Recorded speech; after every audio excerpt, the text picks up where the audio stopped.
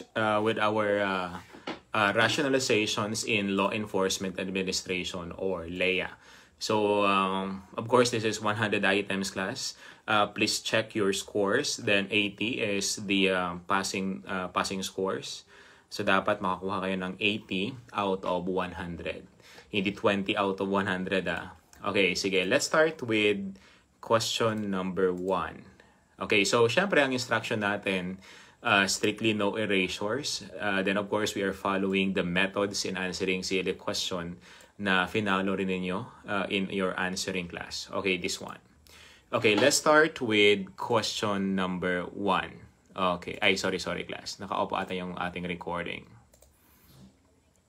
Okay, let's start with question number 1 class. So I will read the question, then of course the choices, then you comment down your answer dito, okay, sa Zoom, and of course yung sa ano rin natin. Okay, so question number 1. So what are the features of the national flag as consecrated and honored by the people?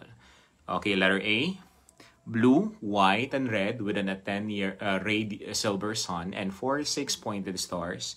Bravo naman, we have blue, white, red, with an 8 red golden yellow sun and 3 5-pointed stars. Letter C, red, yellow, and white with an 8 red golden yellow sun and 2 5-pointed stars. And letter D, green, white, and blue with a 10 red golden yellow sun and 4 7-pointed stars. Okay, what is your answer? Okay, again, what is the features of the national flag as consecrated and honored by the people? Of course, this question is kinuha natin sa CFLM. Okay, CFLM 1 if I'm not mistaken. Sige, what is your answer? What is the feature of the national flag? Okay, or the Philippine national flag to be exact. Okay, so ang sagot niyo is bravo. Okay, bravo or majority answered bravo. So ang feature daw ng national flag is, syempre, ang sagot natin dyan is bravo. So majority got the correct answer. So ang sagot natin dyan, that is bravo. So the features of the national flag, that should be, of course, we have the blue, white, and red with an 8 red golden yellow sun and of course 3 5-pointed stars. Again, ulitin natin, walang hindi silver, hindi 7-pointed stars, and so on. So again, walang ibang sagot dyan kundi letter B, blue, white, and red with an 8 red golden yellow sun and 3 5-pointed stars. Syempre class, kapag ang nag-iisa lang yan, ang ating national flag or nag-iisang flag lang yan sa buong mundo kung saan malalaman natin whether or not or whether the state is at war or whether the state is at peace. Kasi 'di ba? Nasa taas ang color blue kapag the state is at peace. Then babalik ta rin yan kapag halimbawa nilusob tayo ng sabihin natin Japan or China. So that's the time babalik ta rin. So sa taas ngayon ang red, meaning it signifies that our country or that the state is the state of war. So again, ulitin natin. So yan lang nag-iisang flag in the, of course, in the whole world class kung saan pwedeng paliktarin. At malalaman mo ngayon kung ang Pilipinas is, or yung bansa natin is a state of war or is not. Question number 2. Okay, let's proceed now on the question. 1 million ba? 2 million? 5 million? Or 10 million pesos ang available funds before ka mabigyan ng LTO, yung license to operate. Okay, what is your answer for this question? Ilan dapat ang available funds natin sa bangko before ka mag-grantan or mabigyan ng LTO, yung license to operate? Okay, so let's proceed now on question number 3. Okay, kapag wala ng tanong dito sa question number 2, let's proceed now on question number 3. Okay, question number 3. So during a commemorative event, a flag is flown from a flagpole in a public plaza. The country is currently at peace. A guest notices the flag and points out of its orientation. So how should the national flag be displayed in this situation? Letter A, the blue field should be on top of the flagpole. Letter B, the red field should be on top of the flagpole. Letter C, the flag should not be flown during times of peace. And letter D, the blue field should be to the left from the observer's point of view. Okay, what is your answer in this question? kapag ganito ang tanong. So, tandaan nyo, the country is currently at peace. So, paano ba natin i-display ang national flag in this situation? What is your answer, class? That is number 3.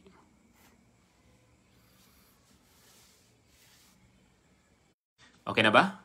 Okay, next, let's proceed now on the next question, number 4. Okay, for question number 4, let's see and how should the flags of other countries be arranged? Okay, anong sagot natin dito?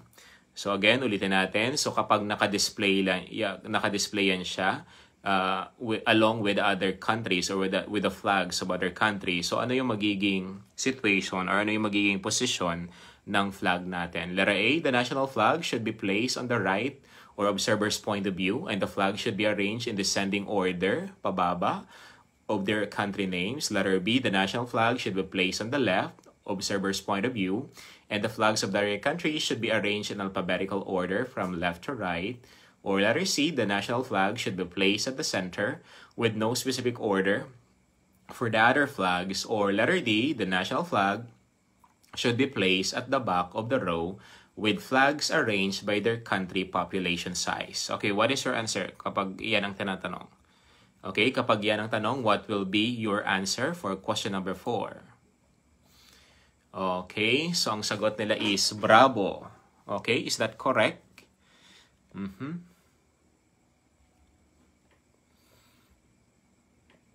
Okay, may sumagot ng Charlie, may sumagot ng Bravo. Okay, again, ulitin natin, paano ba natin i-display ang national flag natin kapag along with other countries during national parade? Okay, may sumagot ng Charlie, may sumagot ng Bravo. Okay, what is our final answer? Okay, the final answer for this question is, okay, that is Bravo, class. So again, ulitin natin, the national flag should be placed or should be displayed or on left, observer's point of view, and the flags of other countries should be arranged in alphabetical order from left to right. Again, ulitin natin, class, always from the left of the observer's point of view. Again, ulitin natin, ang sagot natin dyan, that is letter V kapag during the national parade. So our national flag should be placed on the left on the observer's point of view, and the flags of other countries should be arranged in alphabetical order from left to right. Okay, nakuha? Nakuha, class? Naintindihan? Okay, so walang question dito. Okay, so majority got the correct answer. Okay, so half actually ang nakakuha. May Bravo kasi at may Charlie rin na sumagot. Okay, let's see for question number 5. Okay, so a public official notices that the national flag displayed at the government building is showing signs of wear and tear. Ibig sabihin, luma na at medyo luma at yung may mga anong tawag natin dito, punit-punit. And it is no longer in suitable condition. So the official is now considering the proper course of action for handling the flag. So what should the official do with a worn-out national flag? Letter A, discard the flag in the nearest trash can. Letter B, display the flag only during special occasions and leave it hanging in its current state. Letter C, solemnly burn the flag to avoid misuse or desecration and replace it immediately. Or letter D, repair the flag and continue flying it until it's completely unusable. Okay, what is the proper handling? Okay, yung mga worn-out national flag natin. Anong ginagawa natin, class, kapag ganon? Okay, kapag ganon, ang flag, ano ba natin? Tinatapon agad-agad. Diba? Meron niya sa Facebook yung sinusunog ng mga Boy Scout of the Philippines. Tapos galit na galit yung mga netizens kasi daw bawal sunugin ng flag. Which is, syempre, small knowledge or little knowledge is dangerous, di ba? Okay. So, syempre, kapag criminology ka, alam na alam mo to kung ano yung gagawin natin sa mga national flag that signs or meron siyang mga wear and tear. Ibig sabihin, lumang-luma na, and of course, punit-punit na. Syempre, ang ginagawa natin dyan is under the law or under the Flag and Heraldic Code of the Philippines. So that is stated in the law. So we need to solemnly burn the flag to avoid misuse or desecration and replace it immediately. Again, ulitin natin class, ang pinaka-proper handling natin dyan kapag sa mga worn out national flag, ibig sabihin masyado ng luma at masyado ng punit-punit na yan, syempre, agad-agad solemnly burn the flag to avoid misuse or desecration and replace it immediately. Kasi masyadong sacred kasi ang flag glass pagdating sa ating mga Pinoy. Or sa Pilipinas, bawal na bawal, 'di ba? Magsuot yung flag, totally yung flag, yung damit mo, pati yung mga bedsheet, bawal na bawal, no? Sa ibang bansa is okay lang. Sa kanila is may mga ginagawa nilang damit, ginagawa nilang bedsheet, and so on. Okay, so yan. Nakuha ba? Nakuha nyo? Okay, naintindihan class? Naintindihan?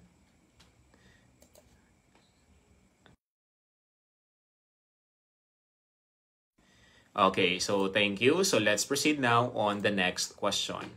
Okay, good. Okay, next question number 6. Dito tayo.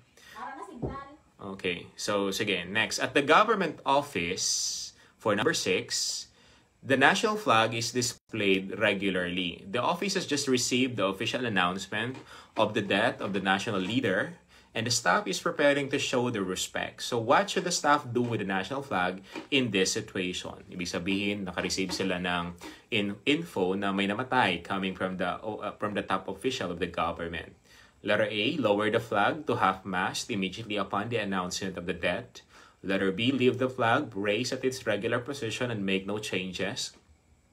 Letter C, lower the flag at sunset and raise it to half-mast at sunrise the following day. Or letter D, lower the flag only when there is a public memorial service scheduled. Anong gagawin natin, class, kapag may namatay na government official of our national leader, ano ba, president, the vice president, and so on. So anong gagawin natin under the law? Kapag ganon ang situation, what will be the course of action you need to be taken? Okay, ang sagot nila is alpha. Okay, so is that correct? Alpha. Okay, so let's see. Okay, may sumagot ng Bravo, may sumagot ng Charlie. Okay, is that your final answer? A? Sige. So, tanong nyo class, kapag namatay ang national leader upon receiving the announcement of that news, class. So, anong gagawin natin kapag yun ang na-receive natin? So, agad-agad ba or after na sa libing niya?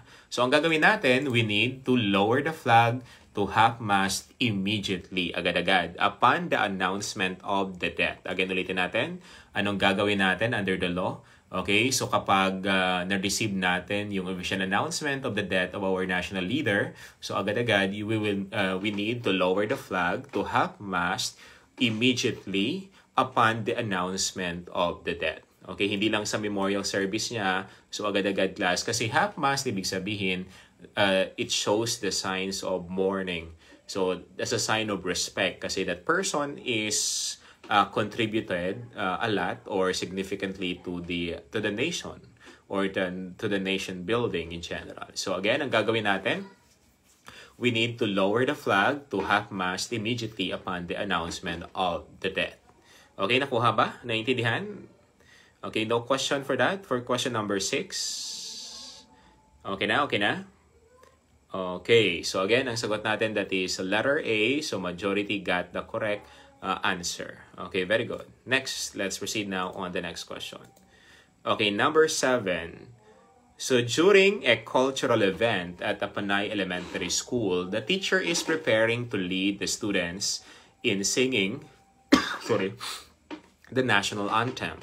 So what is the correct title of the national anthem? Okay, letter A, Bayan Ko. Letter B, Lupang Hinirang. Letter C, Pambansang Awit, or letter D, Bayang Magiliw. Okay, so sige.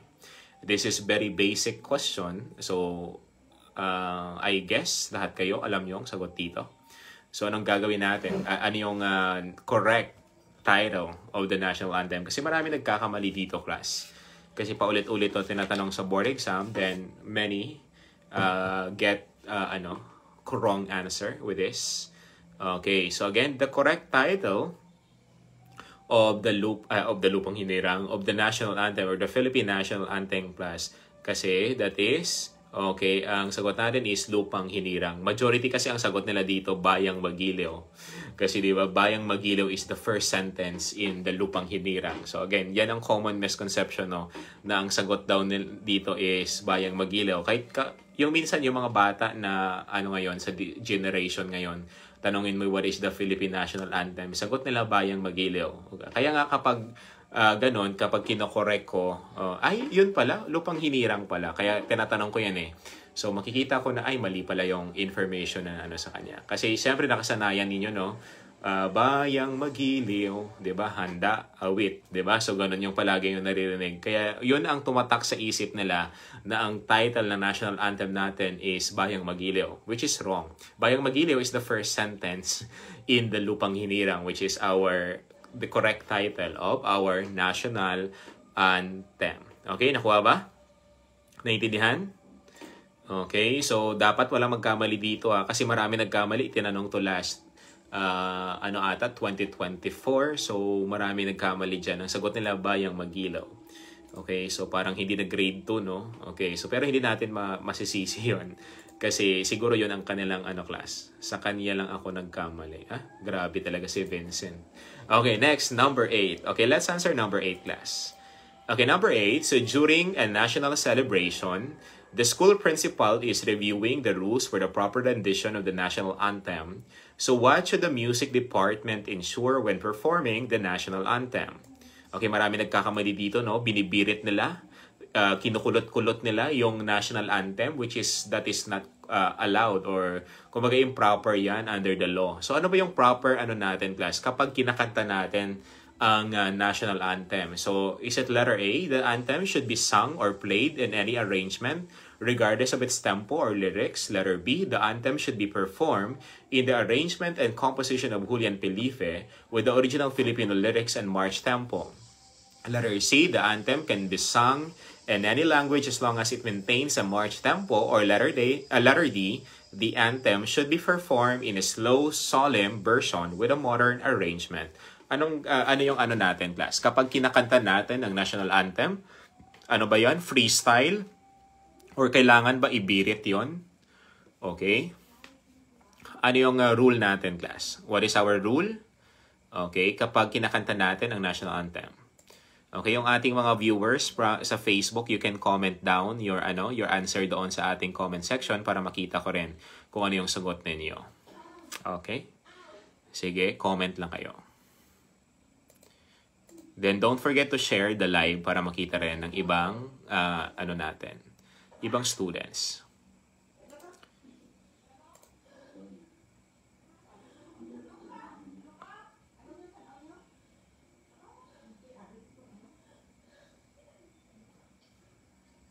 Okay, what is your answer? Letter D? Okay, bakit letter D? In slow, solemn? Okay, bakit marami nagkamali dito? Okay, what happened? Anong nangyari? Okay, anong sagot natin dito? Bakit Bibo?